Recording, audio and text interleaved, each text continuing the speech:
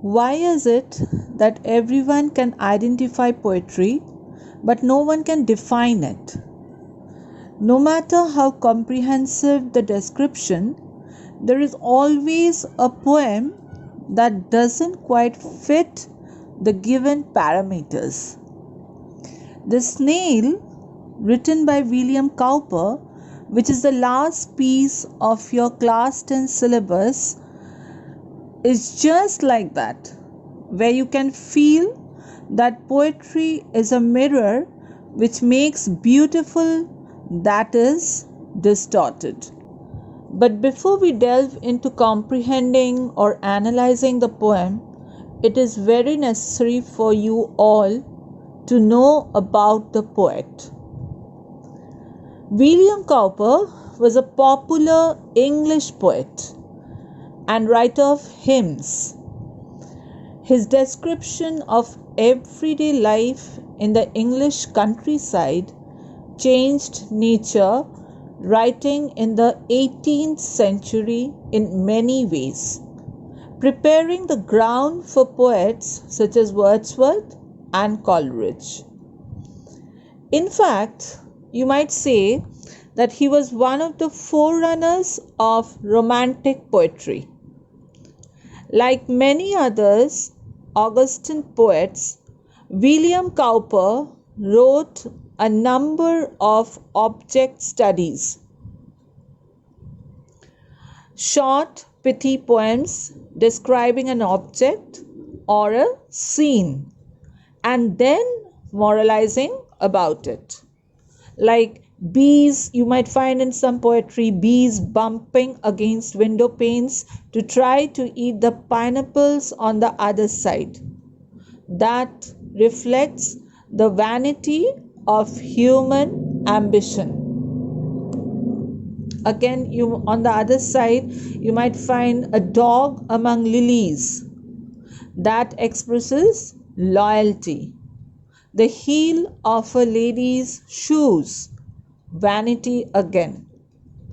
So here in the poem, The Snail, the eye of the poet scrupulously and very lovingly, and also you might say quite musically, attends to every detail of the garden snail. I hope you are all acquainted with what a snail is. So you have seen it in the garden. So it's a very tiny creature, you might say, unnoticeable, petty, unnoticed one, and very simple one. And it clings to the wall as if it were part of the stone. The way it holds up under weather, the way it shrinks back into its shell at the slightest touch is to be noticeable. In delicate, brisk, tiptoeing quatrains, Cowper gives us a perfect, imagistic, still life. So, first, I'd like to go through the poem. Listen to it very carefully. Now, here you do not have the complete poem, girls, and there are 2 quatrains that is missing over here. I'm going to narrate that too, so that you all know about the whole poem that William Cowper had written. The Snail by William Cowper. To grass or leaf or fruit or wall, the snail sticks close, nor fears to fall, as if he grew there, house and all together. Within that house, secure, he hides, when danger imminent betides, of storm or other harm besides of weather. Give but its horns the slightest touch, his self-collecting power is such He shrinks into his own house with much displeasure. Wherever he dwells alone, except himself has chattels none, very well satisfied to be his own whole treasure. Now the last two quatrains that is missing in your text is, thus hermit like his life he leads, nor partner of his banquet needs, and if he meets one, only feeds the faster. Who seeks him must be worse than blind. He and his house are so combined. If fighting it, he fails to find its master. So that is the complete poem or the complete work of William Cowper that you have for your syllabus in class 10. Now the title of the poem you might find suggests the importance of silence and steadiness, the importance of self-examination and introspection. It is an appeal of universal harmony. No doubt, the snail, which is a very small creature, a petty creature, very insignificant, unnoticeable, is a creature of anti-sensibility. That is, the meaning of that is, the snail is not one of the scuttling crowd who, fearful of being in contact with others, makes their way conventionally through life. They are lonely, yet in good company. So instead, the snail, we might call it, or we can say it, to be a prince of sorts. He is not homeless. You get it in the line, okay, where the poet writes that within that house, secure he hides. Now, what can you see about its house? What refers to as its house? The shell into which it shrinks back. So the poet here says that he is not homeless. He has his house, which is its own shell, which not only secures him, but stands as a frightful domain of power. Now, this is a very interesting and a funny thing, girls, that once you strike or you touch a snail with a stick or with your finger, you will find it shrinks into its own domain very fast. That secures it, okay? And that during our childhood, I remember especially that whenever I found snails like that here and there, that was a game for me. I found that very interesting, that once you touch it, it instantly shrinks back into its own den. Now, once a snail is touched, it gets wrapped up, covering his body. If someone touches it, its self-collecting power gears up, okay? It shoots up and it immediately implements the action. It shrinks and hides into its own house for what? For being secured. So we can say that the snail is not unsocial, but he is energetically antisocial. Would you agree with me about that? That it is energetically antisocial because the moment you touch it, there it doesn't go slow. There it doesn't remain in silence. It knows that what it has to do.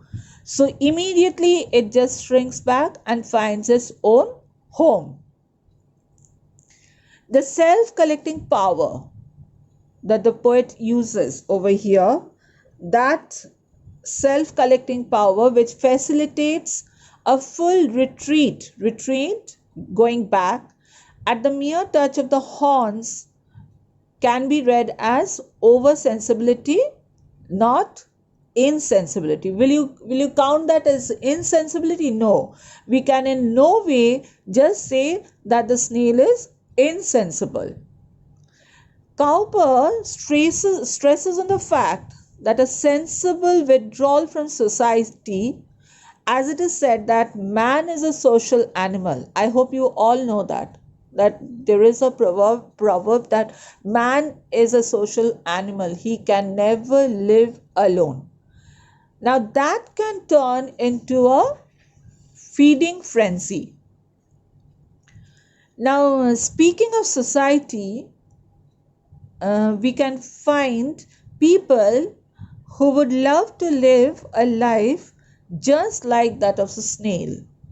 You might find the same characteristics that you find in a snail in some people of the society. I think you have observed that, you have noticed that some people, they remain very cool, very calm and composed.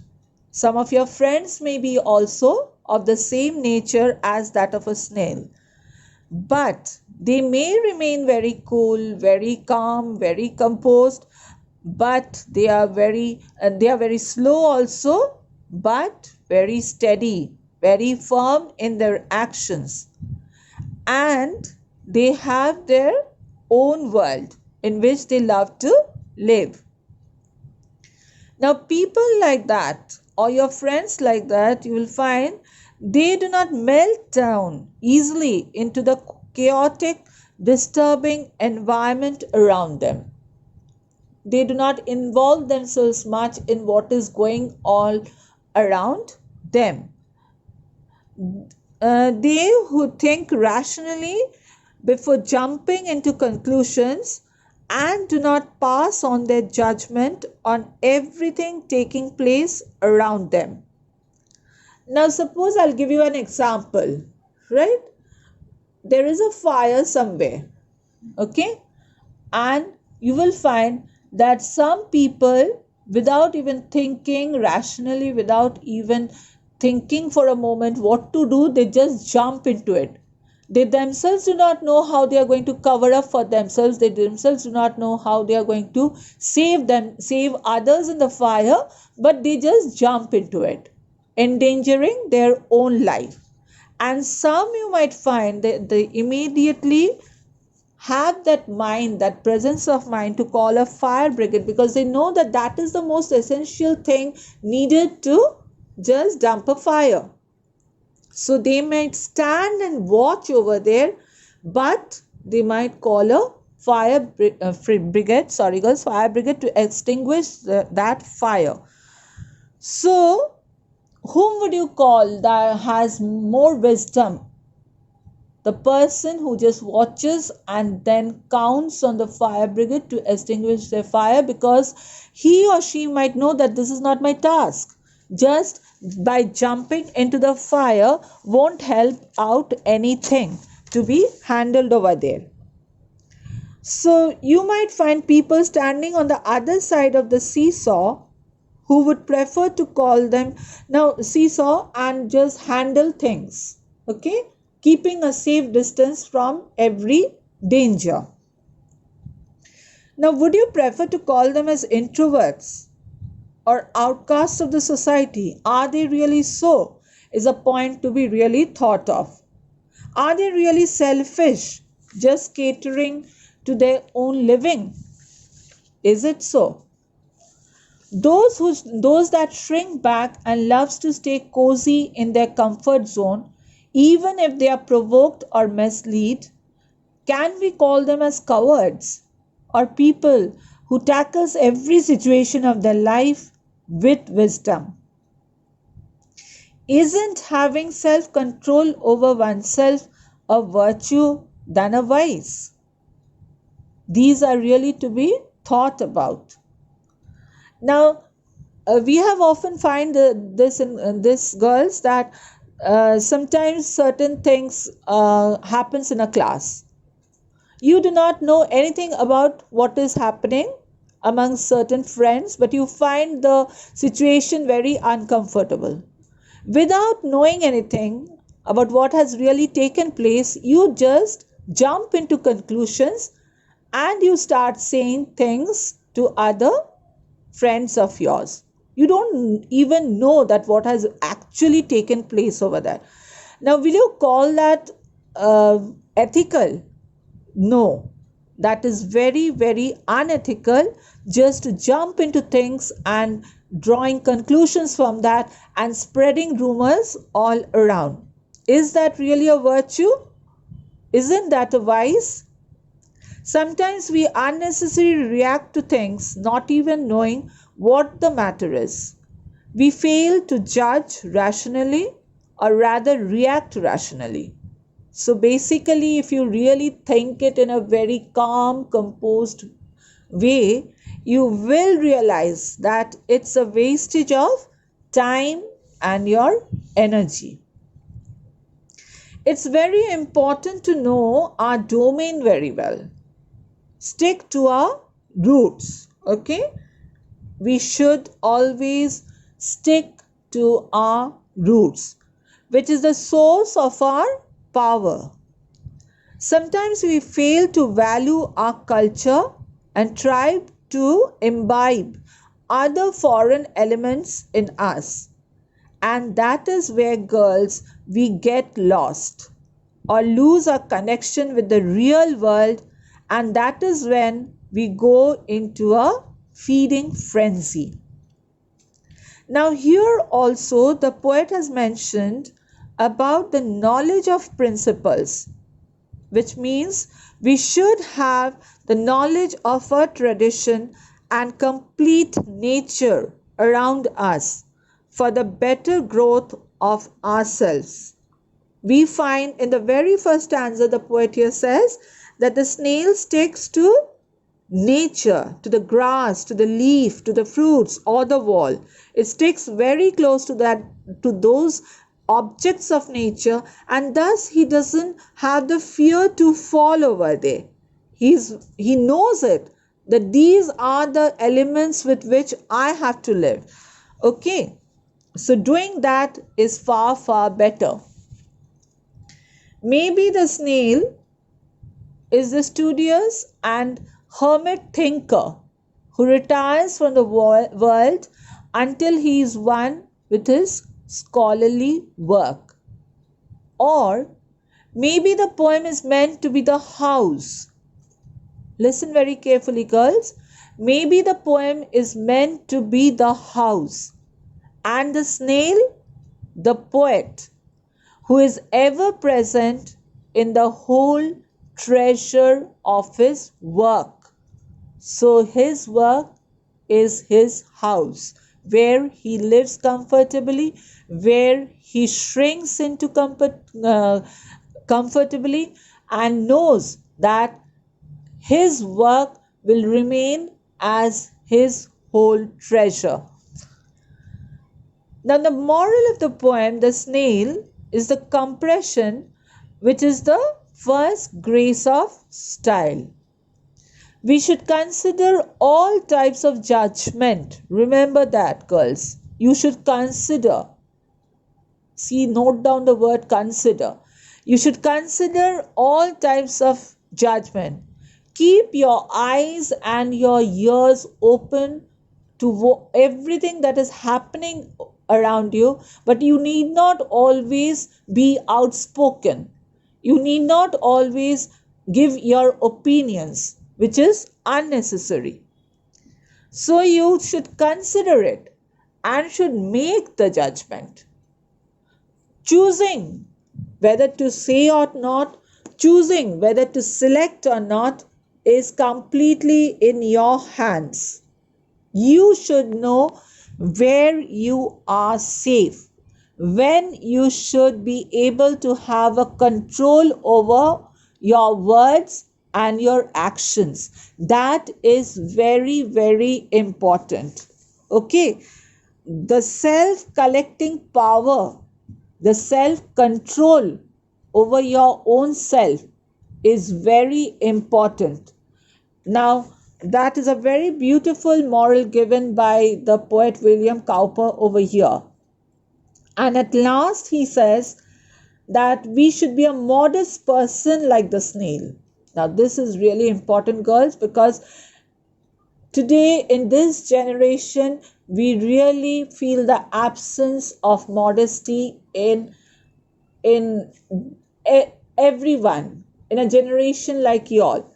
So you should be a modest person. It's not that you can be a modest person. You should be a modest person like the snail who does all the work in modesty and brevity.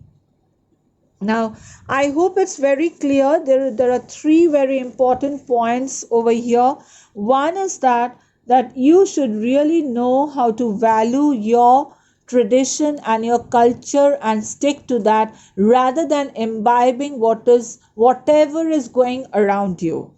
The second thing is that you should have that self controlling power on your own self. What should I do? When should I do? Where should I really put up my words and my actions that can be fruitful rather than harming my own self and others? So you should be very cautious about that. And the third thing that he says is that to be modest. The poet says here that every one of us should grow the quality of modesty and brevity among ourselves because that is very much missing nowadays. So it's just not, while you go through the poem, it really has a very big symbolic meaning, isn't it, girls? It's not just written about a simple, petty creature. Do you feel that now? That it's really written about a very insignificant creature. When we just first turn the page and we see that there is the snail in lesson 8 written by William Cowper, we find that what has the poet written about the snail here? What is there to be written about the snail? But as we slowly go through the poem, we really understand that how deep the meaning is. I hope you will agree with me now. Read the poem very carefully and you'll really find it interesting now, and you might find that yes, you can relate with the poem, with what happens in a class, with your friends, with your people at home, and how you should really behave in times of crisis and know how to tackle life by now. Thank you, everyone, and goodbye.